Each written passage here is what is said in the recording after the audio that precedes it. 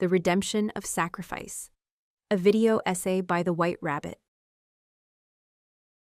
If you are at home in the self-help community or the New Age spiritual community, then sacrifice probably doesn't have a very good reputation in your head. I have realized that as a society we have started to scapegoat sacrifice, meaning that we are marketing it as bad while we forget the truth of it. In this episode, I'm going to explain to you why and how we scapegoat sacrifice, and I'm going to offer you a new perspective on it entirely, because after I realized what sacrifice truly was, I fell in love with it. So let me redeem sacrifice in your mind. The self-help and the New Age spiritual communities are not the same, but they often intertwine, because in recent times, one of the most popular motivations for pursuing spirituality is to help or heal oneself. Something that both of them agree on is the teaching that in general, sacrifice is bad or even toxic. They are not wrong, but there is more to the story. In today's society, true goodness and selflessness are seen as a delusion, a performance, only something that people who have a superiority complex do, to show off and deceive. True goodness is a myth that no one truly believes in anymore. The average person believes that everyone is out for themselves and aren't willing to create win-wins. This belief makes them perpetuate lack of true goodness in the name of playing fair, as if goodness was a loss. We live in a world of win-lose and lose-lose scenarios. True goodness is hard to come by, and in such a world, even the holiest of virtues get reduced into mere survival mechanisms. This is what happened to sacrifice.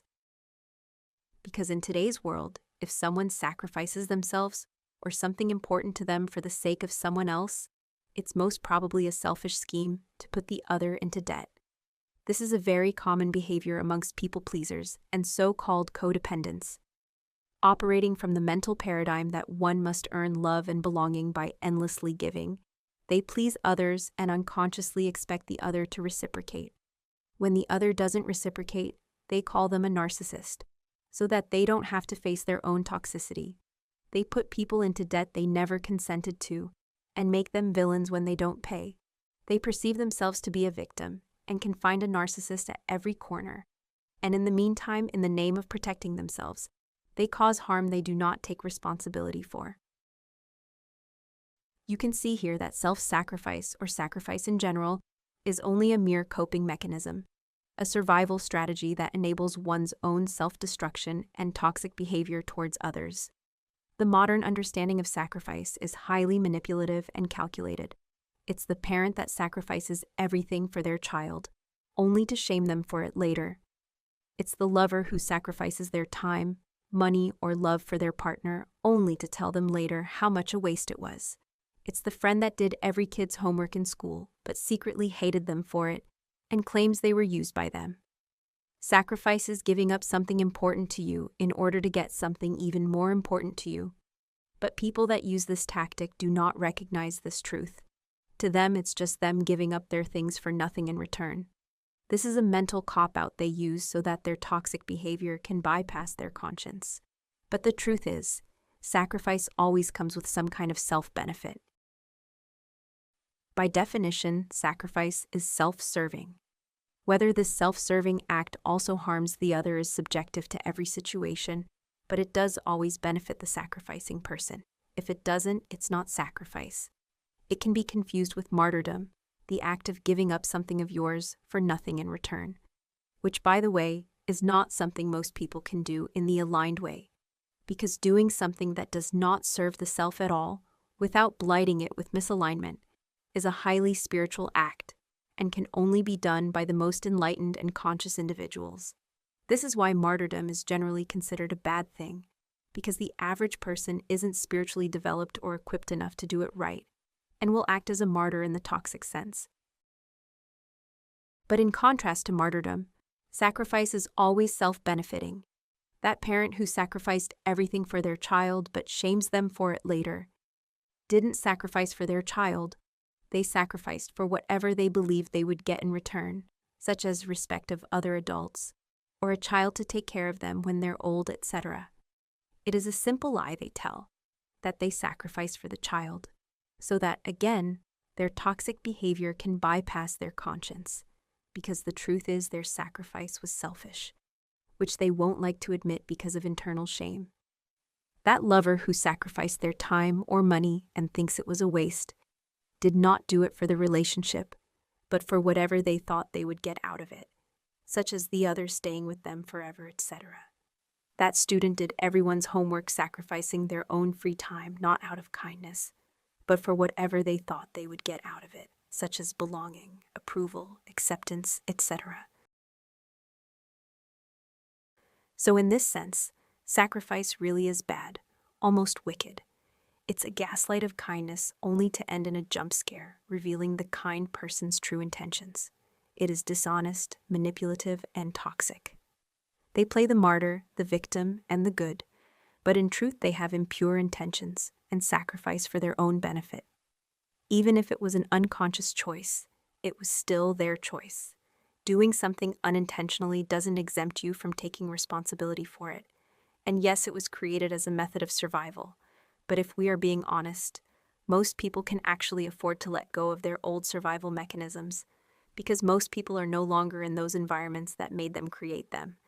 This understanding of sacrifice is unhealthy. It is unconscious, unintentional, and promotes sinful behavior. But what is the healthy way like? Back when it was truly a virtue, sacrifice was one of the holiest things you could do.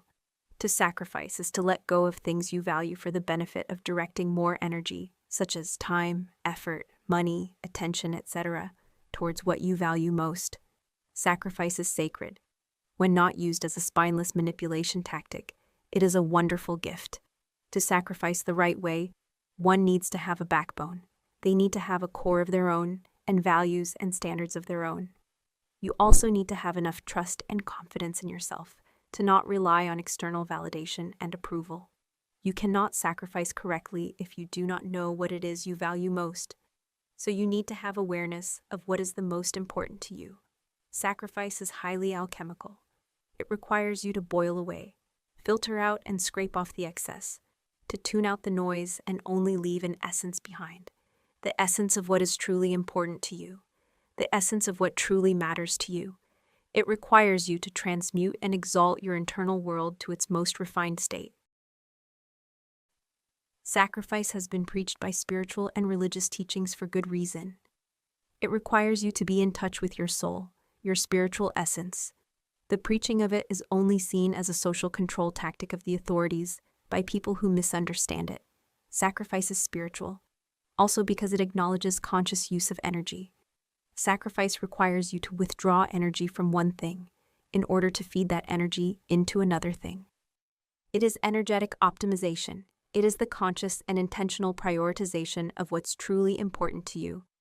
Sacrifice is about knowing what's right and intentionally choosing to pour all your energy into that instead of other things. The act of sacrifice is a solution to the problem of feeding energy to things that ultimately take away energy from what's truly important. There are many things you love, but what do you love the most? So much that you would let go of those other things so that you can honor it. Let go of things that are nice and cool, and prioritize the things that are important. It is no news that in our lives today, we are overstimulated. Most people are running on empty fuel, beyond their limits, resembling zombies. We take in much more information than we can process. We get more things done than we have energy for. In our fast-paced and overstimulating world, everything is made for convenience. This is a response to combat the complicatedness of it all. But we have come to a point where even your thoughts are fed to you. People don't think for themselves anymore.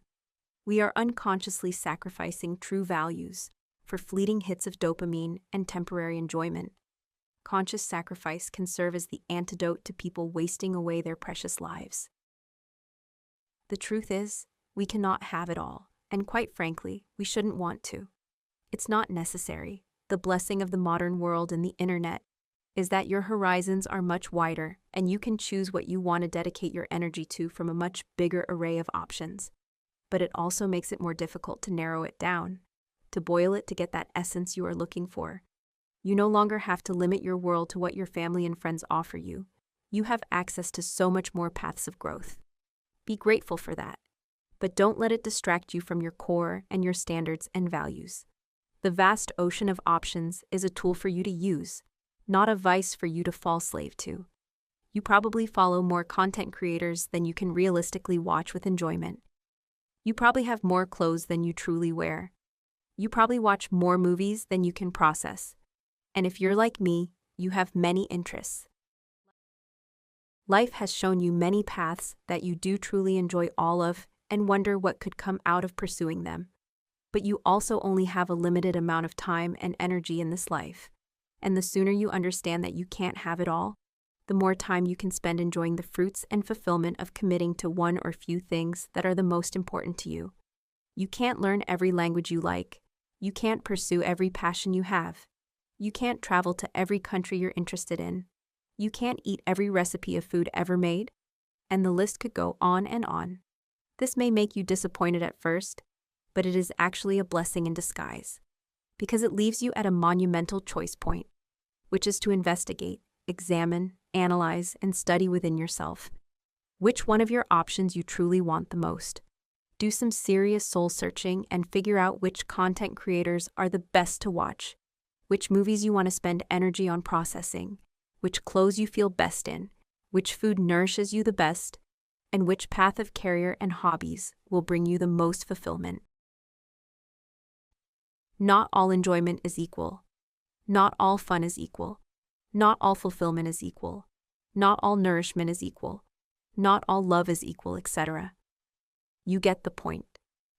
When you sacrifice, you cherry-pick the best things you want to spend energy, time, money, attention, physical energy, etc. on.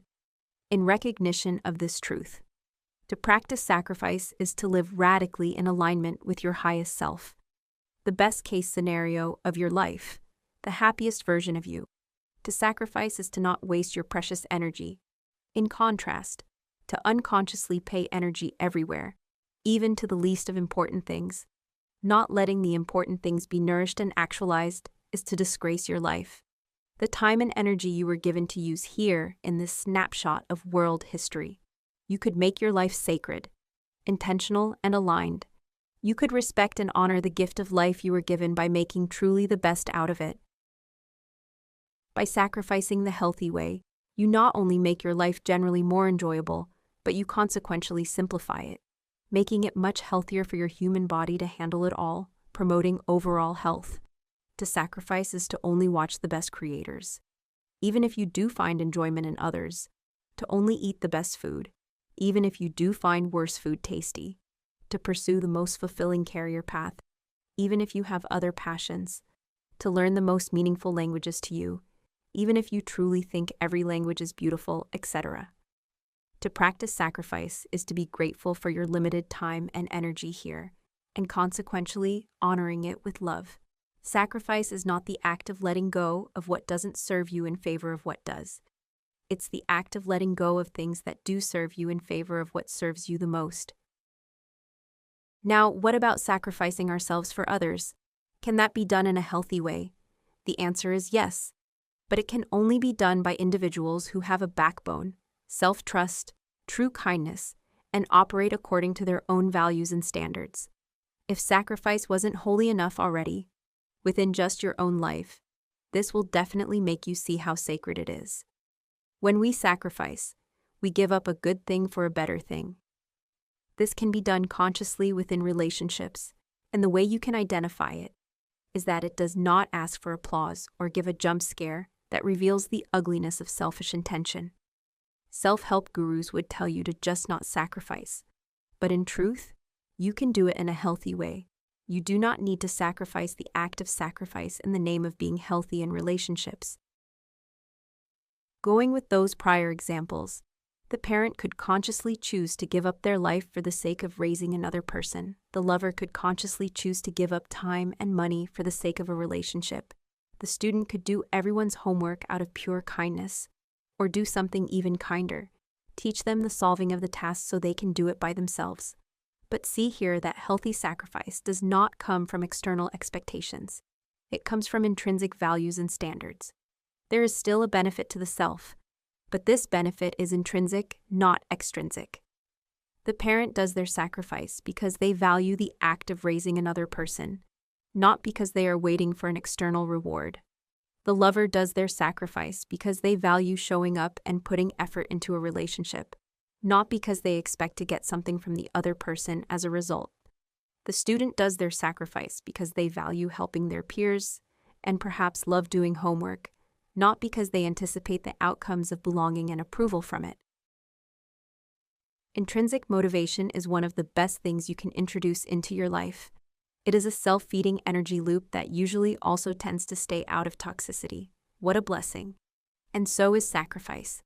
The final boss of sacrifice is spiritual sacrifice, something we could even call healthy martyrdom, and it wouldn't be inaccurate. But do not confuse this with the toxic martyr complex.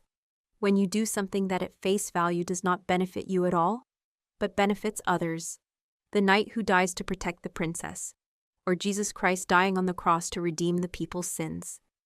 When you die, you definitely did not benefit from your sacrifice, or at least not on a superficial level.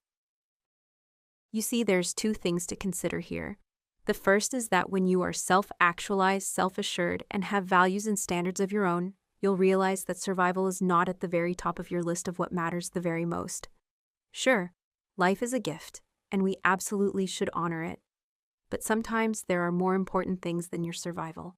An important cause, such as the knight staying so loyal to his duty that he even gives up his life for it, dying in high regard and dignity, or because he loved the princess so much he valued her life above his own.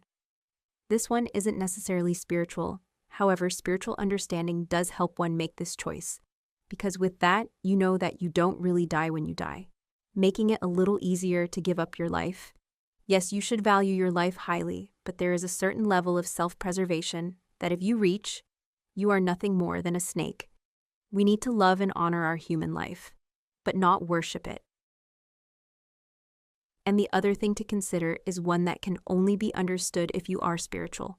We know that everything comes from the same source. One God unifies many souls and spirits, all beings and things of existence. So at a higher dimensional level, other people are extensions of you.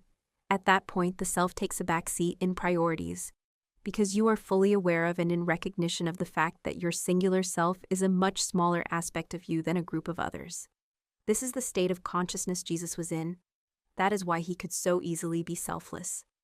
Because he understood this truth. He recognized others in the self and the self in others. At which point sacrificing the self for others is just a bigger win for the more objective reality of your existence. After I realized all of this, I could never look at sacrifice the same way again. It has redeemed itself in my eyes, and I now hold it in high regard. Sacrifice is holy, it is sacred, and we should treat it as such. Thank you for watching.